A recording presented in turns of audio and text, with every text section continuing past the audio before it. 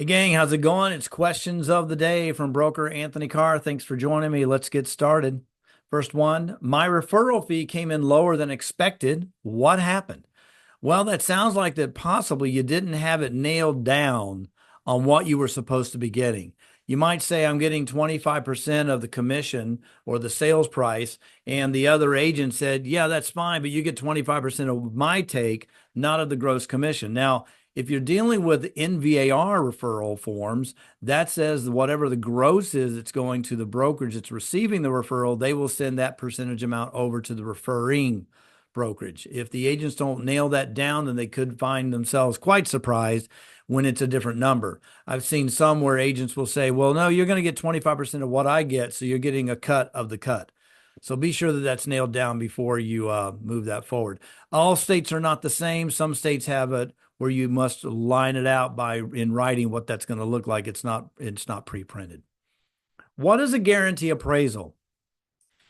In the heat of this hot market in the DC area, we were just saying, hey, if the appraisal comes in lower, I'll guarantee another $5,000 or $10,000 above that appraisal. So what the buyer is doing is, let's say the price is 600 and it's escalated to 625. And the buyer puts in a guarantee on that 625 saying, if it comes in low, I will give you up to $10,000 more to fill the gap.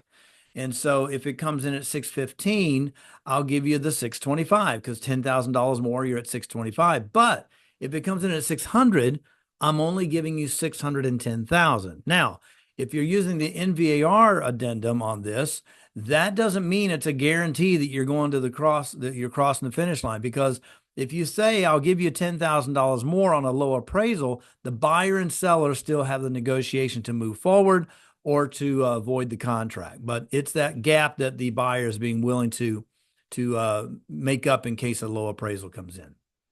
Can I contest a ratified contract because it's not filled out completely?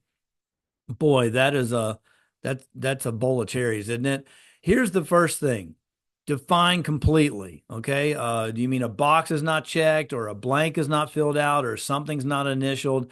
It would depend on what type of disagreement or piece of that contract you're talking about. If you're saying that we agreed to 550 and you thought it was 510, and you didn't initial off that it was 550, then you may have a problem, but you better make sure that you've nailed that down soon in the process. If you're getting to it's almost closing date and I see that you didn't fill out this little blank on page 15, then aha, I don't have a valid contract. A realtor judge may have a problem with that on week number 3 when you're going to closing in 1 week. But the way that you get this cleared up with the agents talk with each other, see who blinks first, see if they'll come to an agreement on it because there's something missing that's not there. But the only way you're really going to nail this down is in a courtroom. And like I've said before, we see who blinks first. If someone goes to court, and then it's going to cost you a lot more money than probably what the debate is on the amount of money you're talking about, unless someone's just trying to get out of the contract completely. And that would mean that you need to go to court to nail that down. All right, thanks so much for coming by today. If you like the channel, please like it, subscribe. Here's my phone where you can text me some questions. I also have an email where you can send me some stuff at anthony.carr@kw.com. Thanks so much and have a great day.